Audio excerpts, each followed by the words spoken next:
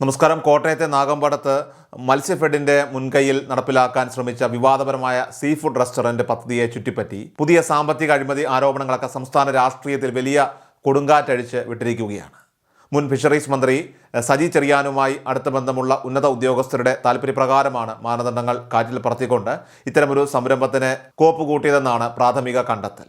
മത്സ്യഫെഡിന്റെ ആസ്ഥാനത്തു നിന്നോ തിരുവനന്തപുരത്തെ ഹെഡ് ഓഫീസിൽ നിന്നോ യാതൊരുവിധ മുൻകൂറോ അല്ലെങ്കിൽ ഔദ്യോഗികമായിട്ടുള്ള അനുമതിയില്ലാതെയും പ്രാദേശിക ഓഫീസ് വൻതുക ചിലവഴിച്ചു എന്നത് ഗൗരവകരമായിട്ടുള്ള തട്ടിപ്പിലേക്ക് വിരൽ ചൂണ്ടുന്നതാണ്.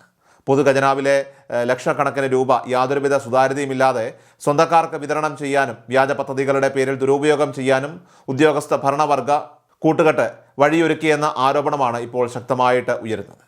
കോട്ടയം നഗരസഭയും മത്സ്യഫെഡും തമ്മിൽ നിലവിലുണ്ടായിരുന്ന ഔദ്യോഗിക കരാറുകളെയും നിയമങ്ങളെയും ഒക്കെ തന്നെ പൂർണ്ണമായി ലംഘിച്ചുകൊണ്ടാണ് ഈ നിർമ്മാണ പ്രവർത്തനങ്ങളൊക്കെ തന്നെ നടന്നതെന്ന വിവരങ്ങളാണ് ഇപ്പോൾ പുറത്തു വരുന്നത്. അത് ഈ വിഷയം കൂടുതൽ സങ്കീർണമാക്കുകയാണ്. നാഗമ്പടത്തുള്ള നഗരസഭയുടെ അധീനതയിലുള്ള ഭൂമി മുൻപ് ഫിഷ് ഗാലക്സി അക്വേറിയം പ്രവർത്തിപ്പിക്കുന്നതിനായിട്ട് മാത്രമാണ് മത്സ്യഫെഡിനെ കൈമാറിയിരുന്നത്. മറ്റേതെങ്കിലും തരത്തിലുള്ള വാണിജ്യ ആവശ്യങ്ങൾക്കായിട്ട് ഈ സ്ഥലമോ കെട്ടിടമോ ഉപയോഗിക്കരുതെന്ന വ്യക്തമായ ഉപാധി കരാറിലുണ്ടായിരുന്നു. എന്നാൽ രാഷ്ട്രീയ സ്വാധീനത്തിൻ്റെ ബലത്തിൽ ഭരണാനുമതി ഇല്ലാതെ തന്നെ നിലവിലുണ്ടായിരുന്ന അക്വേറിയം പൂർണ്ണമായി പൊളിച്ചു മാറ്റുകയും അവിടുത്തെ കെട്ടിടത്തിൻ്റെ ഘടന അത് മാറ്റി പുതിയ ഹോട്ടൽ പണിയാനായിട്ട് ശ്രമിക്കുകയുമായിരുന്നു. വകുപ്പ് തല ഓഡിറ്റ് റിപ്പോർട്ടുകളിലാണ് ഈ കടുത്ത നിയമലംഘനവും ഭൂമി തട്ടിപ്പും ആദ്യമായി പുറത്തറിയുന്നത്. കെട്ടിടത്തിൻ്റെ രൂപമാറ്റത്തിനായിട്ട് മാത്രമായിട്ട് 17 ലക്ഷത്തോളം രൂപ ചെലവഴിച്ചതായിട്ട് കണക്കുകൾ വ്യക്തമാക്കുന്നുണ്ട്. പദ്ധതി നടപ്പിലാക്കാനായിട്ട് കരാറെടുത്ത വ്യക്തിക്ക് ഇതിനോടകം തന്നെ 10 ലക്ഷം രൂപ കൈമാറുകയും ബാക്കി വരുന്ന 7 ലക്ഷം രൂപയ്ക്കായിട്ട് വ്യാജ ബില്ലുകൾ ഹാജരാക്കുകയും ചെയ്തതായിട്ട് കണ്ടെത്തിയിട്ടുണ്ട്. എന്നാൽ പ്രാദേശിക തലത്തിൽ നടന്ന ഈ തട്ടിപ്പിൻ്റെ വ്യാപ്തി തിരിച്ചറിഞ്ഞ തിരുവനന്തപുരത്തെ ആസ്ഥാന ഓഫീസ് തുടർന്നുള്ള സാമ്പത്തിക ഫയലുകൾ തടഞ്ഞു വയ്ക്കാൻ നിർബന്ധിതരാവുകയായിരുന്നു.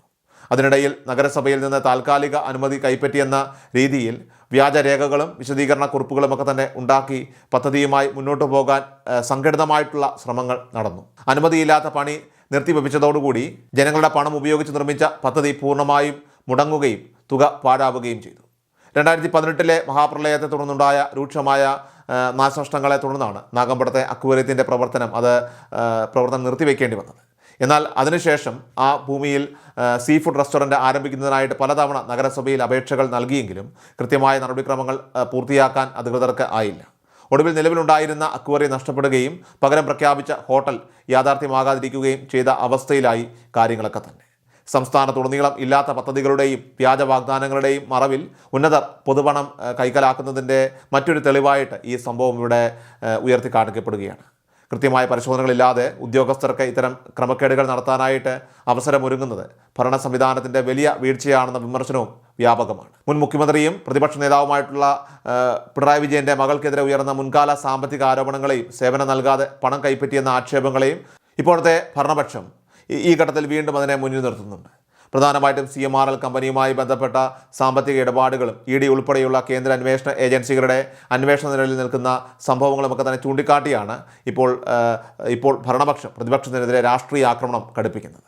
മുൻനിര നേതാക്കൾ മുതൽ താഴെത്തട്ടിലുള്ള മുൻ മന്ത്രിമാരുടെയും അതോടൊപ്പം തന്നെ ഉദ്യോഗസ്ഥരുടെയും വരെ സമാനമായ തട്ടിപ്പുകൾ ഒന്നൊന്നായിട്ട് ഇത്തരത്തിൽ പുറത്തു വരുമ്പോൾ ഇത്തരത്തിലുള്ള വലിയ തുകകളുടെയൊക്കെ തന്നെ അഴിമതികൾക്ക് മുന്നിൽ ഈ 17 ലക്ഷം രൂപയുടെ ക്രമക്കേടുകൾ അത് നിസ്സാരമായിട്ട് കാണാൻ കഴിയില്ലെന്ന് ഇപ്പോൾ ഭരണപക്ഷത്തിലുള്ള ആളുകൾ പറയുകയാണ്. സംസ്ഥാനത്തെ മുൻ ഭരണരംഗത്താകട്ടെ ഉടനീളം അഴിമതിയും അതോടൊപ്പം തന്നെ നിയമലംഘനങ്ങളുമൊക്കെ തന്നെ നിത്യസംഭവമായി അവിടെ മാറിക്കഴിഞ്ഞുവെന്ന രൂക്ഷമായ വിമർശനമാണ് ഇപ്പോൾ നിലവിൽ ഉയരുന്നത്. മന്ത്രിമാർക്കും അതോടൊപ്പം തന്നെ പാർട്ടി നേതാക്കൾക്കും താല്പര്യമുള്ള ഉദ്യോഗസ്ഥർ എന്ത് നിയമവിരുദ്ധ കാര്യങ്ങളും ചെയ്യാൻ മടിക്കില്ലെന്നതിൻ്റെ ഉദാഹരണമായിട്ട് ഈ ഒരു സംഭവം വിലയിരുത്തപ്പെടുകയാണ്. നിലവിലെ രാഷ്ട്രീയ സാഹചര്യത്തിൽ ഇപ്പോൾ പ്രതിപക്ഷത്തുള്ള പ്രമുഖർ ഓരോന്നായിട്ട് നിയമ നടപടികളും കോടതി കയറ്റങ്ങളും ഒക്കെ തന്നെ നേരിടേണ്ടി വരുമെന്ന മുന്നറിയിപ്പാണ് ഇതിലൂടെ ഇപ്പോൾ ഉയർന്നു വരുന്നത്. നാഗമ്പടത്തെ തട്ടിപ്പുമായി ബന്ധപ്പെട്ട് സമഗ്രമായ വിജിലൻസ് അന്വേഷണം നടത്തണമെന്നും കുറ്റക്കാരായിട്ടുള്ള മുഴുവൻ ഉദ്യോഗസ്ഥർക്കും രാഷ്ട്രീയ നേതാക്കൾക്കുമെതിരെ ശക്തമായ നടപടികൾ സ്വീകരിക്കണമെന്നുമുള്ള ആവശ്യവും ഇപ്പോൾ ശക്തമായി കഴിഞ്ഞിരിക്കുകയാണ്.